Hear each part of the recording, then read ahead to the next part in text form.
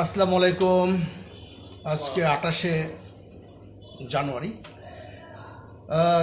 25 সালের জানুয়ারি মাসটা চলে যাচ্ছে তীব্র শীতের মধ্যে। 24 সাল 25 সালের জানুয়ারি মাসটা চলে যাচ্ছে। চলে যাচ্ছে আর কি 25 সালে। তো আজকে আলোচনায় বসবো, তার আগে একটা খবর আপনাদের দিয়ে রাখি যে একটি গণ অধিকারের দুটো পার্ট ছিল আর কি। একটা হচ্ছে নুরু আর হলো রাশেদ খান। আরেকটা পার্ট ছিল হলো তারেক, মিয়া মশিউজ্জামান আর তারেক। তো দুটোই একই নাম, একটা হচ্ছে জিওপি গণ অধিকার পরিষদ, আর একটা শুধু গণ অধিকার পরিষদ। তো তারেক তারেক আমাকে মানে মানুষ হিসেবে ভালোই, সাহসী নেতা, তরুণ নেতা, তরুণ ব্যবসায়ী এবং অনেক সাদামাটা মানুষ, ম্যানার বগুড়া। তার কার্যক্রম আমার ভালো লাগে, দেখি। তারা দেখেন উদার চিন্তা মাথায় রেখে যে গণ অধিকার নামই রাখবো না, নাম চেঞ্জ করে দিয়েছে। এই একটু আগে সংবাদ সম্মেলন ছিল, আমিও ছিলাম, দেখবেন যে একদম সর্বডানে আমিও আছি। তো ওটার নাম হচ্ছে আম জনতার দল। আম জনতার দল যেহেতু তারা তাদের অফিসের জামান টাওয়ারে আর কি, যেহেতু তারা তাদের গণ অধিকার পরিষদের নাম পরিবর্তন করে আম জনতার দল করেছে, সেহেতু আমরা মোটামুটিভাবে তারেকের অনুরোধে আমিও সিদ্ধান্ত নিলাম, ঠিক আছে, আমার গ্রিন পার্টি থাকবে পরিবেশবাদী দল হিসেবে, জলবায়ু, পরিবেশ, বৃক্ষরোপণ এসব। আর আমিও দেখি আম জনতার দলে একসাথে কাজ করতে পারি কিনা। সেখানে আমার পদবি নিয়ে প্রাথমিক ডিসকাশন হয়েছে। আপনারা যারা কথা শুনতে পাচ্ছেন, একজন পার্টিসিপেন্ট মোবাইলে কথা বলছেন, তো আমরা সেই পার্টিসিপেন্টদের কাছে ক্যামেরা ঘোরাবো। তার আগে একটা কথা বলি যে এই আম জনতার দল মানে মানুষের, তৃণমূল মানুষের সাথে রাজনীতি করতে চায়। আমি দেখলাম আমাদের গ্রিন পার্টির অনেক সদস্য আছে যারা তৃণমূল, সমাজের পিছিয়ে পড়া মানুষ এবং তারা নিম্ন আয়ের মানুষ। আবার ওই কনসেপ্টের সঙ্গে তাদের কনসেপ্ট মিলে গেল, তাদের নাম হচ্ছে আম জনতার দল। তা আমি প্রাথমিকভাবে ওদের কাছে একটা ওদের প্রস্তাবে আমি সম্মতি দিয়েছি এবং বলছে আমাদের গ্রিন পার্টি পরিবেশবাদী দল থাকবে, বৃক্ষরোপণ, জলবায়ু প্রতিরোধ ইত্যাদি কাজটা করবে, এবং সেই সাথে আমি আম জনতার দলে কাজ করব। সেখানে আমার পদপদ এখন ঠিক হয়নি, একটা আভাস পাওয়া গেছে। যাই হোক, তো আমাদের আজকের পলিটিক্স ক্লাবের আলোচনায় উপস্থিত আছেন এরকমই একটা দল, সেটা হচ্ছে বাংলাদেশ বিপ্লবী গরিব পার্টি। এরাও আবার গরিব পার্টি, নিজেরা গরিব কিনা আমার তোরা জানা নেই, তবে খুবই সমাজের তৃণমূল পেশার কাজ করেন দিদার হোসেন ব্যাপারী। ব্যাপারী সাহেব কেমন আছেন? জি আলহামদুলিল্লাহ। আপনার এই দলটা কিন্তু অতি চমৎকার, বিপ্লবী বাংলাদেশ বিপ্লবী গরিব পার্টি। তো এখানে আরেকজন পার্টিসিপেন্ট আছেন, যিনি হচ্ছেন বাংলাদেশ মুসলিম সমাজের চেয়ারম্যান মোহাম্মদ মাসুদ হোসেন। আপনারা প্রায়ই পলিটিক্স ক্লাবের আলোচনায় খুব পরিচিত মুখ মাসুদ হোসেনকে দেখেন। উনি অত্যন্ত চমৎকার একটি রাজনৈতিক কনসেপ্ট নিয়ে রাজনীতি করেন, সেটা হচ্ছে মুসলিম সমাজ, বেহেশত লাভ, পুণ্য লাভ, তারপরে মানুষকে নামাজের পথে ডাকা এবং আদর্শের পথে থাকা। এটা অত্যন্ত মানে মূল্যবান এবং এটা আদর্শিক। অন্তত কার দু চারটা কনভেনশনাল দল মানে মতো না, এরা সম্পূর্ণ পরকাল এবং ইহকাল দুটার সমন্বয় এখানে আছে মাসুদ হোসেন। তা আমি মাসুদ হোসেনের কাছে আসবো, আমি বিপ্লবী গরিব পার্টির সঙ্গে কিছু কথা বলবো। আমাদের আলোচনা শুনছেন আইয়ুবুর রহমান তৌফিক। উনি বলেছেন আম জনতার দল নিয়ে বলেন। তা বলবো, আমার দিকে ক্যামেরা ঘুরে আমি বলবো। আমি এখন কথা বলছি বিপ্লবী গরিব পার্টির চেয়ারম্যান। ভাই, আপনার দলের নাম গরিব পার্টি কেন রাখলেন একটু বলবেন? জি, গরিব পার্টি ইংরেজিতে হলো আমরা দি ফোর, একটা মানে মিসকিনদের পার্টি, মিসকিন। গরিব পার্টি। তা আমার গরিব পার্টি একটা বিশাল আদর্শ এবং উদ্দেশ্য কর্মসূচি আছে। আমার পার্টির আইডল এবং আদর্শ হলো মরহুম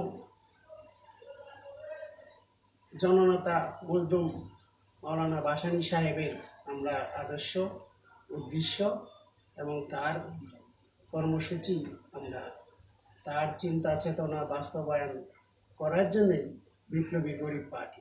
তিনি সারা জীবন কৃষক, শ্রমিক, গরিব, দুঃখী, দিনমজুর, সাধারণ খেটে খাওয়া মানুষের জন্য লড়াই সংগ্রাম করে গেছে। তিনি সবসময়ই বলতেন যে আল্লাহ পালনবাদ, হাক্কাউল ইবাদত, মানে মানব সেবাই হলো সবচেয়ে বড় ধর্ম। পাশাপাশি ধর্মকর্ম, রাজনীতি, বাংলাদেশ বিপ্লবী গরিব পার্টি সেটাকেও অত্যন্ত এর মধ্যে ফোন আসার কারণে আমার একটু ইন্টারাপ্ট হয়েছিল। জি বলছিলাম যে কেন বিপ্লবী গরিব পার্টি করলাম। আমরা ইতিমধ্যেই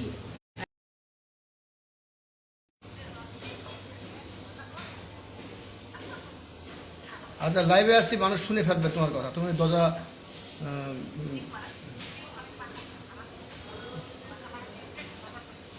জি, বিপ্লবী গরিব পার্টি চেয়ারম্যান বলেন আপনি। বাসা থেকে ফোন এসেছিল, যেটা শান্তি টান্ডিং মারলো, আপনি বলেন। বিপ্লবী গরিব পার্টির চেয়ারম্যান দিদার হোসেন, আপনি গরিবের মতো না, আপনি মানে গরিব মুক্তির আন্দোলন নিয়ে কাজ করছেন, তাই না? অবশ্যই জি বলেন, বিপ্লবী গরিব মুক্তি পার্টি নয় কেন? আমরা গরিবের জন্যই কাজ করি, কারণ আমরা ইতিমধ্যেই যে নির্বাচনী সংস্কার যেটা দিয়েছি সেটা হলো যে আপনার একজন গ্রাম্য মেম্বার নির্বাচন করবে, তিনি লাখ লাখ কোটি কোটি টাকা খরচা করে নেয়। এই কি আছে এই মধুতে? তাহলে আমরা জনগণ, তাইলে ছোট জগন্নাথ, আমরা জনগণকে সবসময় রাজনীতিবিদরা আমাদেরকে ঠগায়। আর এই যে না, আমার প্রশ্ন আছে যে বিপ্লবী গরিব মুক্তি পার্টি না হয়ে গরিব পার্টি কেন হলো? গরিব পার্টি গেলাম যে আপনাকে নামের মধ্যে দিয়ে প্রকাশ করতে চাচ্ছেন আপনার গরিব। জি জি জি, আপনার গরিবই মুক্তি করতে চাচ্ছেন? জি না, জি না, আমরা গরিবই মুক্তি চাচ্ছি। আমরা আপনারা নিজেরা গরিব না? না, আমরা নিজেরাও গরিব। সবাই গরিব না, কিছু ধনীও আছে? জি না না, আমার পার্টিতে কোনো ধনী নাই। তাহলে সব গরিব মানুষ আপনি এটা পার্টি করবেন কিভাবে? আপনার এখানে তো অনেক ভোকানাঙ্গা মানুষ, ওদের খাওয়াইতে হবে, কিভাবে খাওয়াবেন? অবশ্যই অবশ্যই, সেটা আমাদের যখন ফান্ড তৈরি করবে। কেউ না কেউ ধনী আছে নাকি? না না না, যখন আমাদের ফান্ড হবে, ফান্ড করতে হবে, মানে আপনারা বিভিন্ন ডোনেশন যারা দিবে তাদের অর্থেই আমরা এইসব মানে দাতব্য কিছু যে দাতব্য ইয়ে আছে, এমন কোনো কর্মসূচি আছে। এরকম কোনো আশ্বাস প্রশ্বাস পেয়েছেন যে না না না না, কেউ আপনাদেরকে? না না না, কিন্তু আমরা চাই যে আপনার এই গরিব পার্টি দিন দিন সমৃদ্ধি হোক, এবং আপনাদের যারা গরিব পার্টিতে কাজ করেন তারা যেন কর্মসংস্থান পায়। মানে দান দক্ষিণা পাওয়ার থেকে কাজ পাওয়াটাই বড় কথা, না? আপনার কাছে কিন্তু আসবো। আপনার আমার আলোচনার প্রথম শর্তই ছিল যে যেহেতু আপনি রাজনীতি করেন, আপনার হার্ট ব্রেক থাকতে হবে। মানে বলার সঙ্গে সঙ্গে আপনি যেন পরবর্তীতে বলার জন্য প্রস্তুতি রাখবেন। কিন্তু অনেকেই আমাদের এখানে আলোচনায় আসে, তারা মধ্যে বলা শুরু করলে ঠিক মানে থামাই দিলে বলে যে আমার আরেকটু কথা আছে। এটা ব্যাড প্র্যাকটিস। আপনি দরকার হলে নোট রাখেন, এবং এই নোটের আওতায় আপনি ইয়ে করেন, বাকিগুলি বলেন। জি মাসুদ হোসেন, আপনার কাছে আমার ওইটাই প্রশ্ন যে এই মুসলিম সমাজে কীভাবে আরও জনপ্রিয় করে তোলা যায়, কীভাবে, অনেক 90% বেশি মুসলমান, তাই না? তাদেরকে আরও কীভাবে জনপ্রিয় করে তোলা যায়, এবং কীভাবে মানুষের আখিরাতের দাওয়াতটা দিচ্ছেন, এবং সেই হিসেবে একটা ইসলামপন্থী দল হিসেবে আপনারা কীভাবে আত্মপ্রকাশ করছেন, একটু জনগণকে বলবেন, এবং খুবই সংক্ষেপে। আমি আবার দিদার ভাইয়ের কাছে আসবো। কিন্তু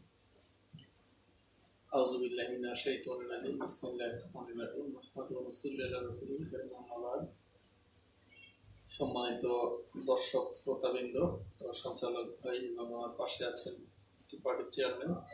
সবার প্রতি রইল আমার সালাম। আসসালামু আলাইকুম ওয়া রাহমাতুল্লাহি ওয়া বারাকাতুহু।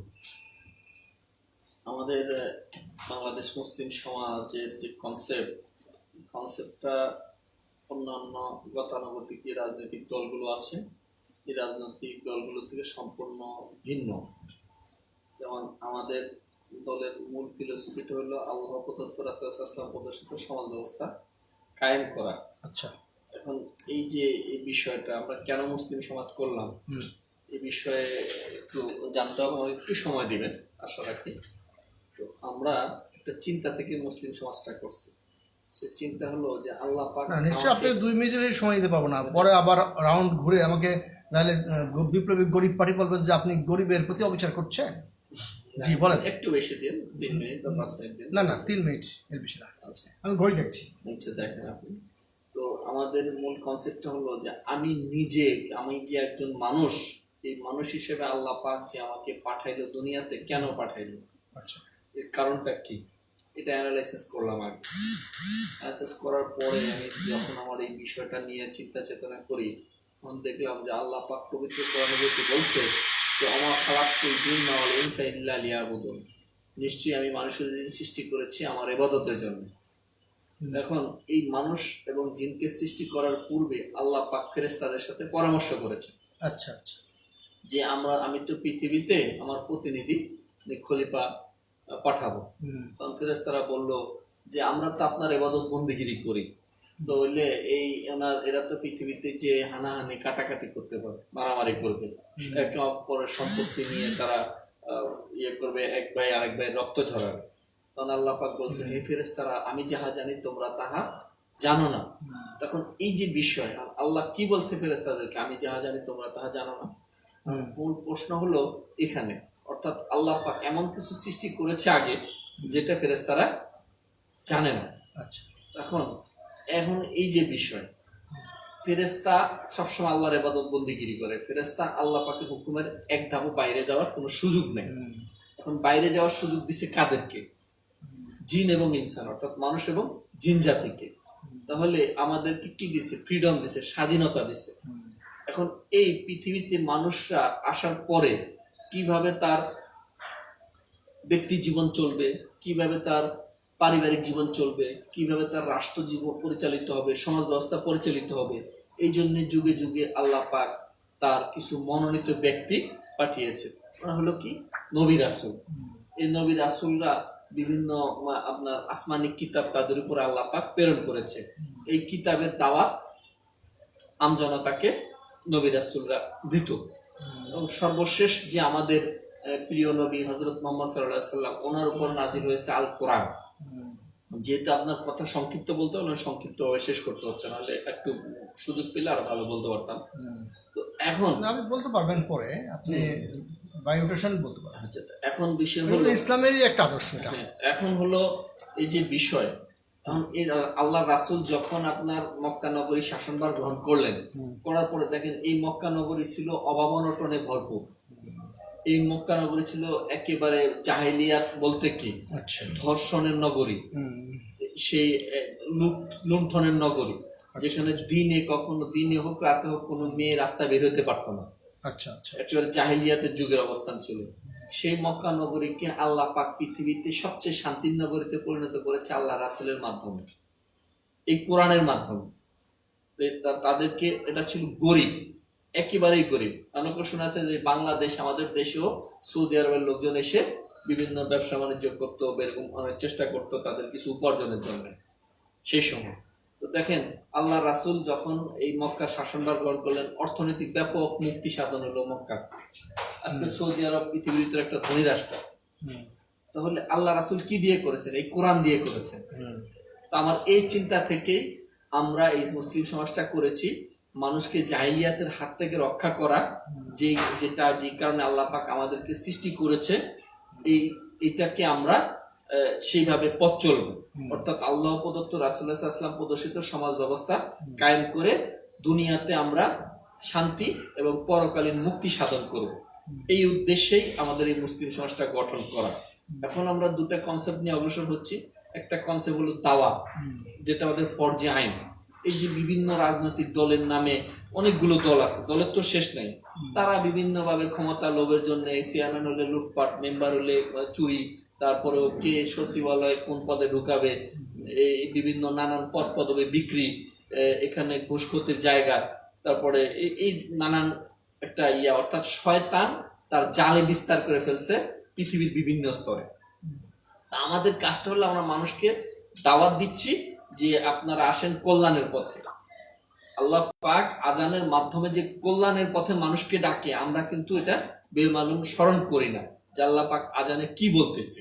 তা আমরা এই কল্যাণের পথে মানুষকে ডাকতেছি, আসেন কল্যাণের পথে, শান্তির পথে। অর্থাৎ আপনি যদি দিনের পথে আসেন, কোরআনের পথে আসেন, তাহলে দুনিয়াতে শান্তি পাবেন এবং পরকালে মুক্তি পাবেন। এটি হলো আমাদের মূল কনসেপ্ট। এই দাওয়াতটাই আমরা মানুষের মাঝে পৌঁছাইতেছি। তো আচ্ছা, আমার মনে হয় 3 মিনিট শেষ হয়ে গেছে। হ্যাঁ, আপনার সচেতনতা বোধ দেখে আমি বিস্মিত হলাম যে আপনি একটা ঘড়ি না দেখেও আপনি কিভাবে বুঝলেন যে 3 মিনিট হয়ে গেছে। তো আপনার এই আলোচনা আমরা পরবর্তী ধাপেও শুনতে পারবো। তো মোট কথা হচ্ছে যে আপনি যেই কথাগুলো বলেছেন এটা হচ্ছে আপনার রাজনীতির আদর্শ নীতি, এটার ভিত্তিতেই বলেছেন।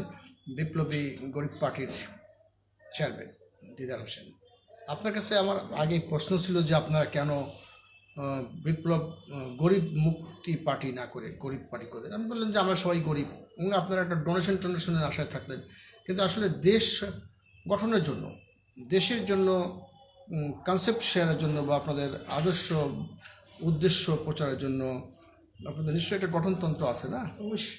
এবং সেই গঠনতন্ত্রকে শুধু গরিবী হটাও, নিজেদের গরিবী হটাও, নাকি বাংলাদেশকে দারিদ্র্য মুক্ত করা? বাংলাদেশকে সম্পূর্ণভাবে দারিদ্র মুক্ত করা। এবং এটা কোনো আইডিওলজি বা থিওরি আছে আপনার কাছে, মানে যেই থিওরি অ্যাপ্লাই করলে, যেমন অনেকে ধর্মে, আমাদের ইসলাম ধর্মে বলা হচ্ছে যে জাকাত প্রথা চালু করো, এটাকে পূর্ণাঙ্গ জাকাত ব্যবস্থা প্রতিষ্ঠা করো, তাহলে গরিব মুক্ত হবে।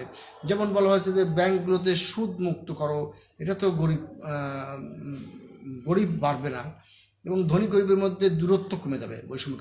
এমন আপনাদের গঠনতন্ত্রে কি এমন কোনো কথা আছে? কি আছে আপনার? জি, অবশ্যই আছে। এটা কি ইসলামের আলোকে নাকি আপনার নিজেরা আমাদের গরিব মুক্তির জন্য আমাদের হলো মানে নিজস্ব মতবাদ? নিজস্ব মতবাদ, সেটা হলো যে বাধ্যতামূলক জাকাত।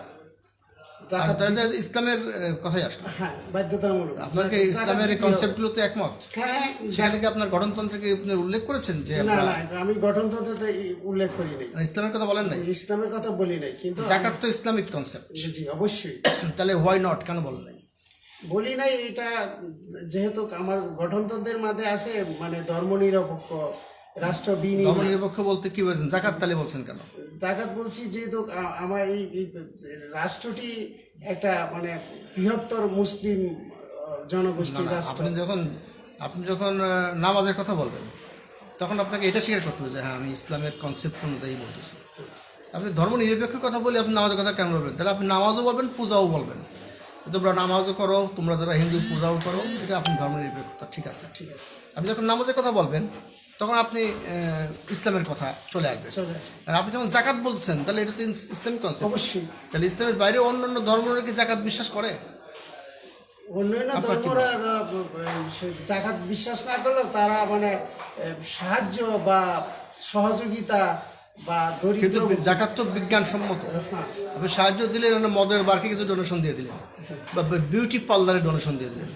ও গরিব বেচারা বিউটি পার্লার দিচ্ছে, তার পুঁজি নাই, পাট্টা নাই, কিছু দিলাম, ফার্নিচার টার্নিচার বানাবে, তাহলে হবে? এই জায়গায় একটা ভালো পয়েন্ট নিয়ে আসছেন আপনি। আপনার আগেরটা কি খারাপ ছিল? না না না, দুটোই ভালো প্রোগ্রাম। আপনাকে ধন্যবাদ। আমি নবীজি যখন মসজিদের ইয়েতে বসা ছিল, বারিন্দা বসা ছিল, জাকাত নিয়ে উনি যে বক্তব্য সাহাবীদের সামনে তুলে ধরছেন, একজন ইহুদি মহিলা সেটা কান পাতে শুনে সেই মহিলা ইচ্ছা প্রকাশ করলো যে আমি বুঝেই হোক না না, আমি বুঝেই হোক না বুঝেই হোক আমি জাকাত দিব। আমি যেহেতু ইহুদি, জাকাত দিলে কি লাভ হয় সেটা নবীজির মুখ থেকে সে শুনলো। কিন্তু পরের বছর একটা হিসাব করে, তার ব্যবসার হিসাব করে, তার ব্যবসা ছিল উটের উপর মালামাল এক জায়গা থেকে আরেক জায়গায় সে পৌঁছে দিত। পরিবহনের ব্যবসা ছিল, উট পরিবহন ব্যবসা ছিল। এই বছর সে পুঙ্খানুপুঙ্খ তার ব্যবসা হিসাব করে, তার উটের পাল ছিল মাত্র 20টা, মাত্র মানে 20টা। ঠিক ইসলামের রীতিতে জাকাতের সিস্টেমে সে জাকাত দিবে বলছে। হ্যাঁ হ্যাঁ।